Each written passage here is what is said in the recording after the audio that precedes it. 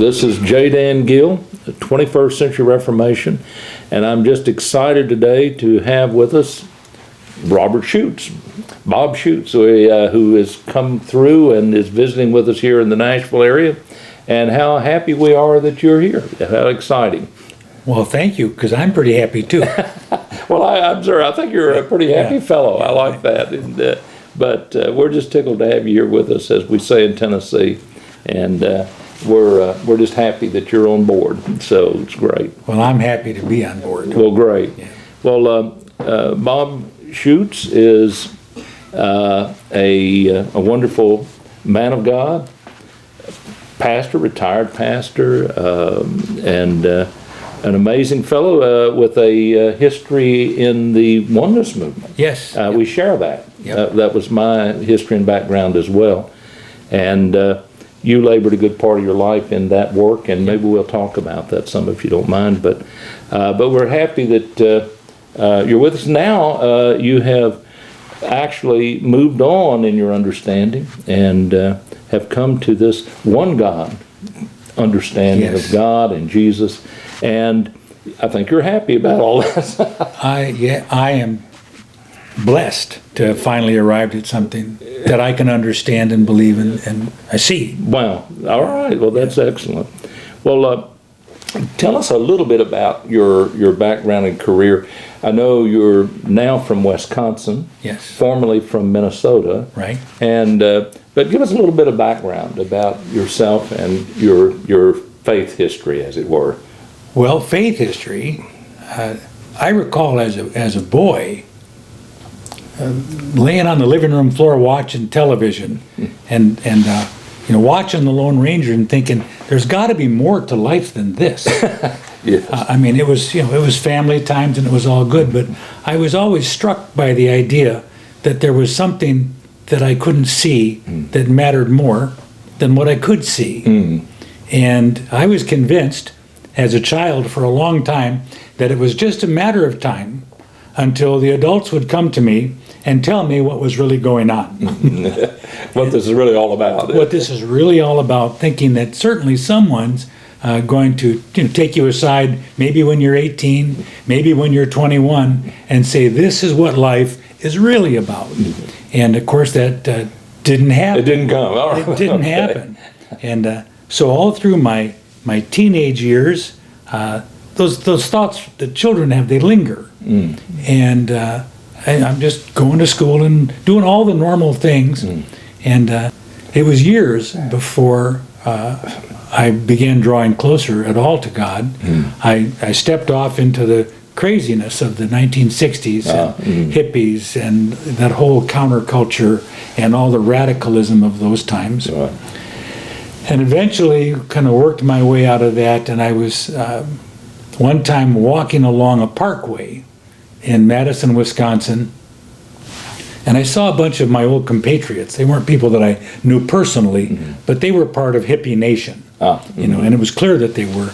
And there was a young guy who was a Christian, and he was trying to preach to him. And my first thought was, why, that poor misguided simple guy, that he's just not getting it, because they were just mocking him. I mean, just scorning him. Wow. And somewhere in all that, I looked at that and I was so offended with my people that I thought, I'm with him. I'm with him. Yeah. And I wanted to say, leave him alone. I didn't say anything, but in my heart, that was a watershed. Wow. And that actually kind of began a pilgrimage, and some years after that, God sent me a man that I met on a business trip who took the time to just intrude. He just intruded into a conversation, asked me about my salvation, but he was so genuine, and he meant it. And he witnessed to me about the second coming of Christ and about baptism in the name of Jesus. Yes. And I couldn't hear enough. And that kind of began my start.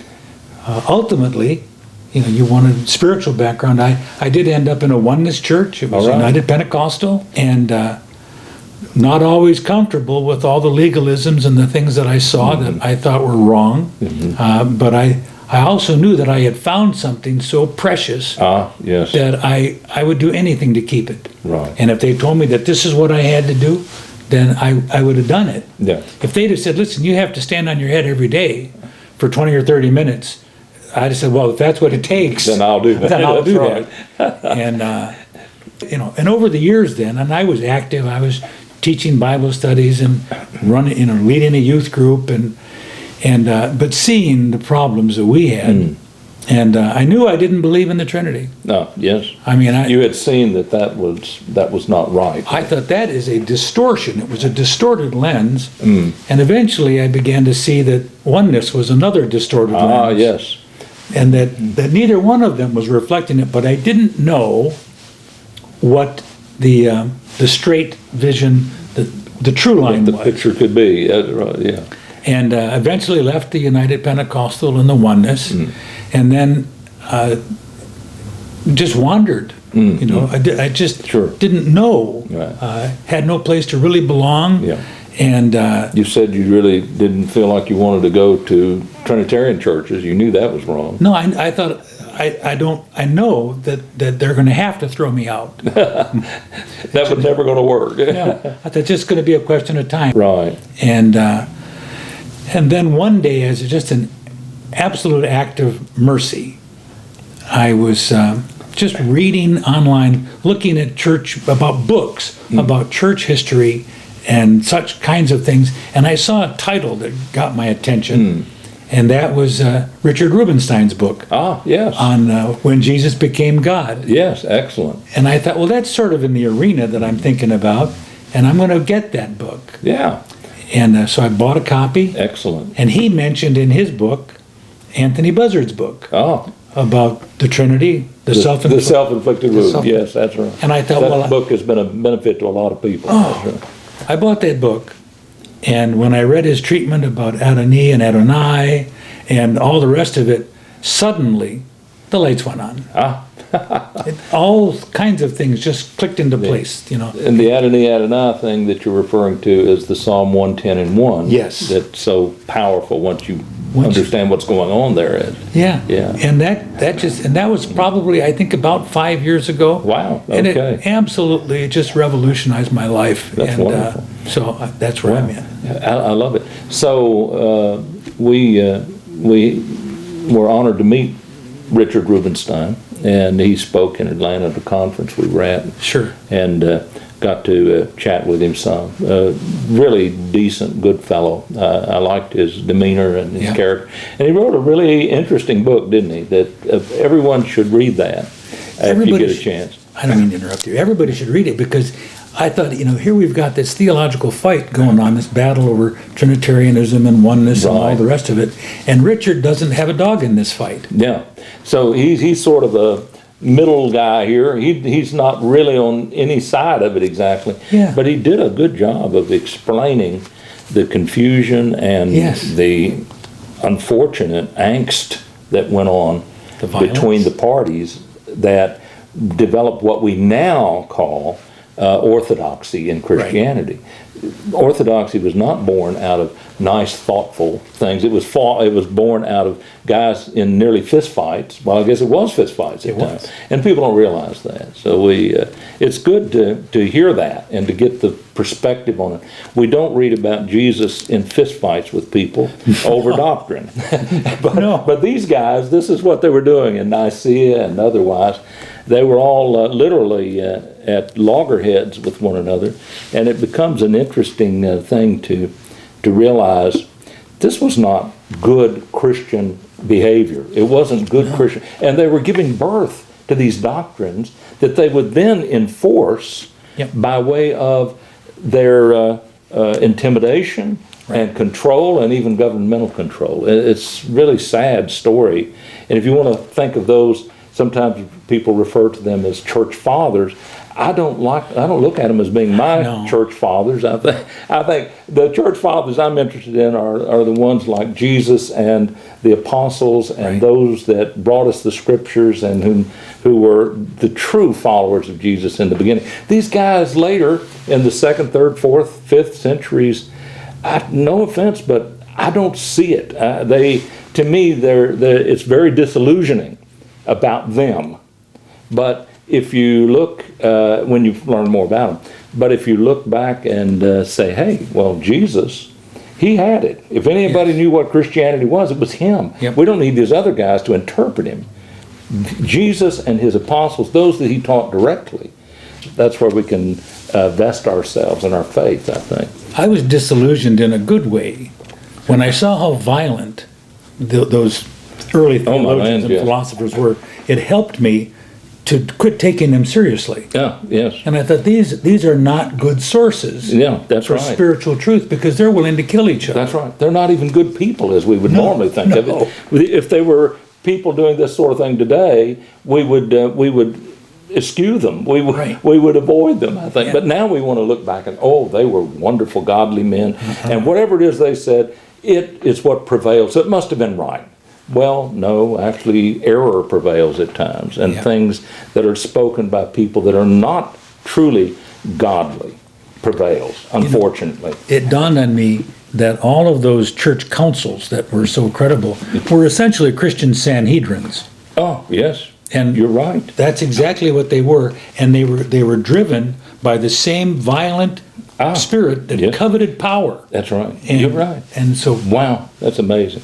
But tell me this then, you've made the transformation, and I think it's one of the most difficult things any human being can ever do, and that is to leave what they have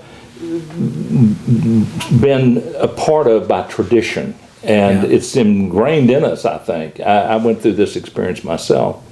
But to leave that, to move forward in faith, and to realize we weren't entirely right before. There was more for us to learn and more for us to know.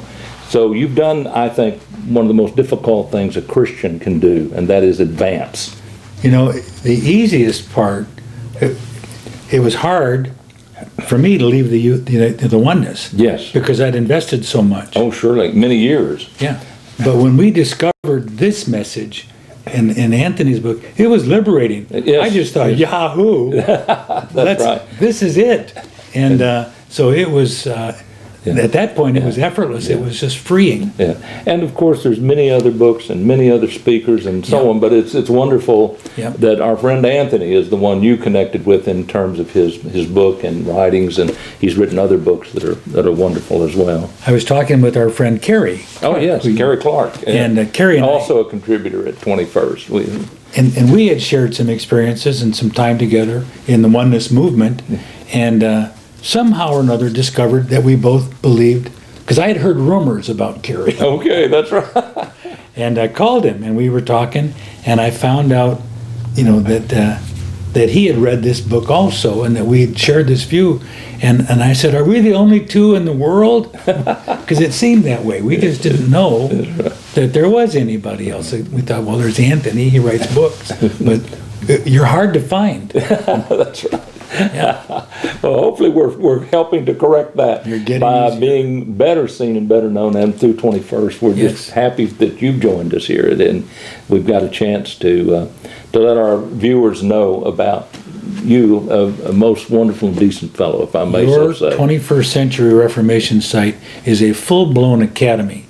It opens people's eyes in the beginning, and I think it's got such an educational component, and you touch so many things, and you bring in so many people that anybody who's not been to your site yet, if they had a lick of sense, they would get on it and take a look at it now. Is what I'm thinking. Well, we brought together, by the kindness of God, we've been able to bring together a lot of teachings, people, different folks who, like yourself, have come to this understanding, and to have them involved in their writings and speaking and teachings and so on. It's been a great honor, and we're just blessed to be able to be a bit of a blessing to others. Well, you are. You know, we feel that we finally found what really was that pearl of great price and the treasure yes. that was hid in the field. And until then, we'd been stumbling around, you know, Right. looking. But when you actually see this message and this truth, yes. you realize this is the most valuable thing ever.